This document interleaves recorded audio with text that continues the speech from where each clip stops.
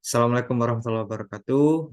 Perkenalkan, nama saya Teguh Rafli Syarudin dengan NIM belakang 17 dari Prodi Teknik Informatika, mata kuliah Machine Learning atau pembelajaran mesin. Oke, di sini saya mengambil source atau paper yang berjudul Modeling and Predicting Building Energy Used with Artificial Neural Networks menggunakan metode dan eh, dengan bertujuan memperoleh metode serta hasilnya. Nah, lanjut. Kita ada pendahuluan terlebih dahulu. Jadi ada beberapa poin informasi yang akan saya sampaikan di sini, yaitu yang pertama, dalam dokumen yang saya baca atau yang saya ambil ini itu membahas tentang penggunaan jaringan saraf tiruan atau yang sudah kita pelajari itu ANN, Artificial Neural Network, untuk memprediksi konsumsi energi listrik pada gedung perkantoran di antena Yunani. Jadi di sini konteksnya atau eh, yang diteliti itu sebuah energi listrik yang berada pada perkantoran di Yunani. Nah, poin kedua, data yang digunakan dalam penelitian ini itu adalah data konsumsi energi listrik pada lingkungan dan kelembapan dalam waktu 1 Juli 2000 hingga 30 Juni tahun 2021. 2001. Poin ketiga, variabel input yang digunakan dalam jaringan saraf tiruan ini dipilih berdasarkan siklus harian, mingguan, dan tahunan.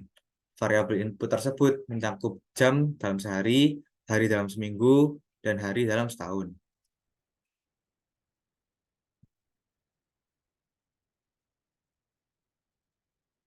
Oke, lanjut. Poin keempat, variabel jam dalam sehari direpresentasikan menggunakan fungsi sinus dan kosinus. Sedangkan variabel hari dalam seminggu dan hari dalam setahun juga dipresentasikan menggunakan fungsi sinus dan kosinus.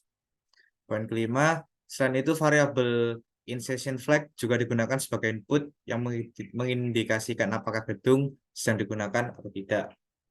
Poin keenam, semua variabel input dan output dinormalisasi ke rentan 0,1 sebelum dimasukkan ke dalam jaringan saraf tiruan.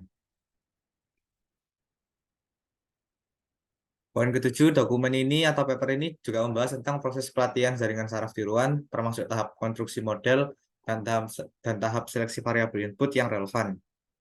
Poin ke-8, hasil penelitian menunjukkan bahwa jaringan saraf tiruan dengan sedikit input dan sedikit unit tersembunyi dapat digunakan untuk prediksi konsumsi energi listrik dengan baik.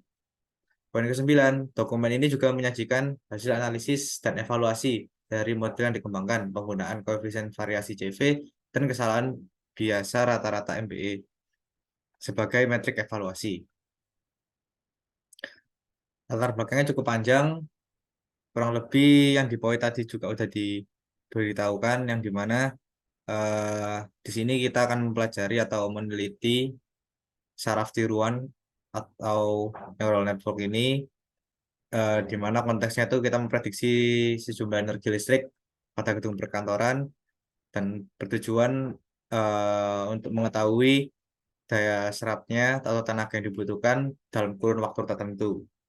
Nah, dalam penelitian ini di sini fokusnya ingin meningkatkan penggunaan jaringan saraf tiruan untuk memprediksi konsumsi energi pada gedung dengan memanfaatkan metode statistik seperti uji hipotesis, kriteria informasi, dan validasi silang. Metode ini digunakan untuk memperbaiki pemilihan dan estimasi model saraf tiruan, serta untuk menentukan variabel input yang relevan dan jumlah parameter bebas yang diperlukan dalam model.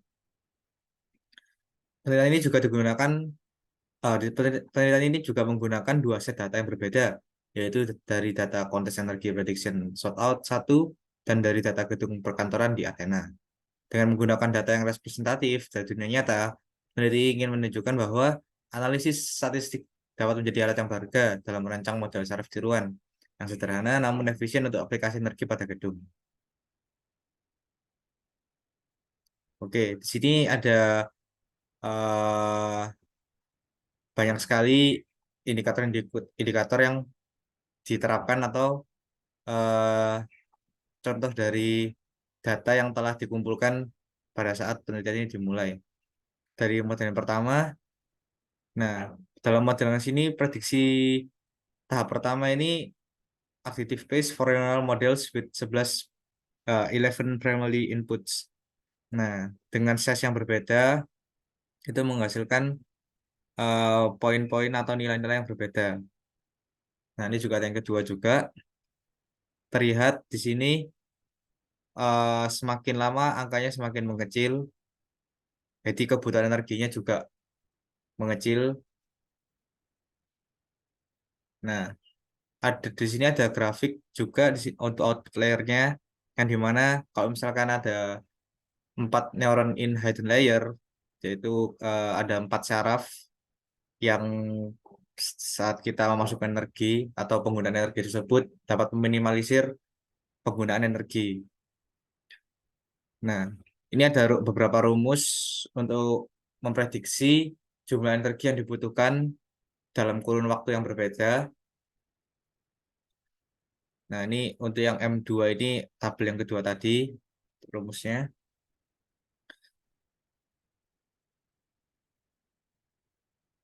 Sebentar.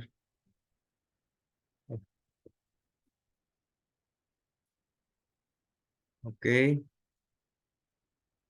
Nah, di tabel keempat ini M1 M2 dikomparisasi lagi, yang dimana menghasilkan energi yang mulai menipis, sama, masih sama seperti sebelumnya hingga kurun waktu yang berbeda.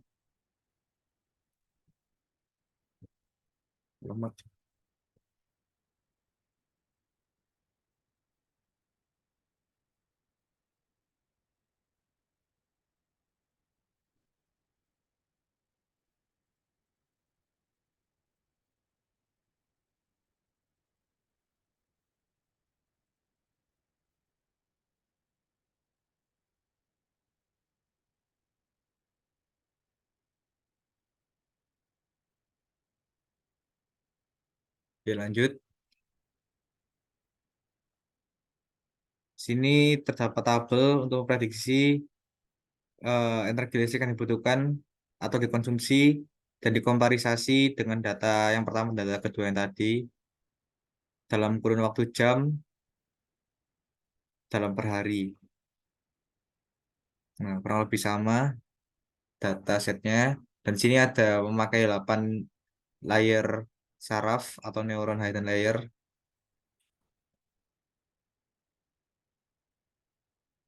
Oke, kurang lebih sama. Ini pakai 12 layer saraf.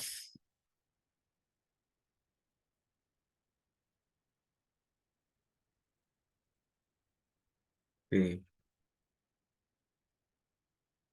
Oke, poin pentingnya yang bisa diambil dari tabel di sini tuh berdasarkan siklus harian, mingguan, dan tahunan, variabel input ini mencakup jam dalam sehari, hari dalam seminggu, dan hari dalam setahun. Nah, selain itu variabel insertion fact juga digunakan sebagai input yang mengindikasikan apakah gedung sedang digunakan atau tidak. Nah, jadi juga berpengaruh. Metode ini membantu dalam menentukan variabel input yang relevan dan jumlah parameter bebas yang diperlukan dalam model. Hasil penelitian menunjukkan bahwa jaringan saraf neuron dengan struktur yang sederhana dapat menghasilkan model yang efisien dalam memprediksi konsumsi energi listrik pada gedung perkantoran, dan variabel input yang paling relevan dalam prediksi ini adalah jam dalam sehari. Seperti yang contoh aku tadi, ngambilnya dalam jam.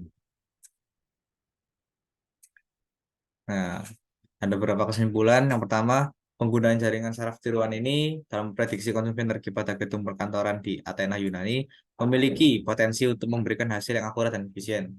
Yang kedua, metode statistik seperti uji hipotesis, kriteria informasi, dan validasi silang dapat digunakan untuk memperbaiki pemilihan dan estimasi model saraf tiruan. Pendekatan ini membantu dalam menentukan variabel input yang relevan dan jumlah parameter bebas yang diperlukan dalam model. Ketiga, variabel input yang relevan dalam prediksi konsumsi energi pada gedung perkantoran meliputi suhu lingkungan, jam, dan dalam sehari, serta insertion fact. Jadi insertion fact itu indikator yang tidak diperlukan kalau misalkan perkantoran itu dipakai atau enggak. Poin keempat, prediktor jangka pendek menggunakan jaringan saraf tiruan dapat membantu meningkatkan efisiensi teknik konservasi energi seperti sistem penyimpanan es atau teknik ventilasi malam hari.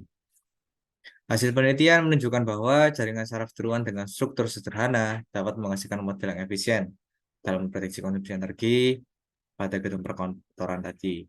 Dengan demikian, penelitian ini menunjukkan bahwa penggunaan jaringan saraf tiruan dan pendekatan statistik yang terintegrasi dapat meningkatkan permodelan dan prediksi konsumsi energi pada gedung perkantoran, yang pada gilirannya dapat membantu meningkatkan efisiensi energi dan pengelolaan energi yang lebih baik di Yunani. Terima kasih. Sekian dari saya. Mohon maaf jika ada salah kata. Wassalamualaikum warahmatullahi wabarakatuh.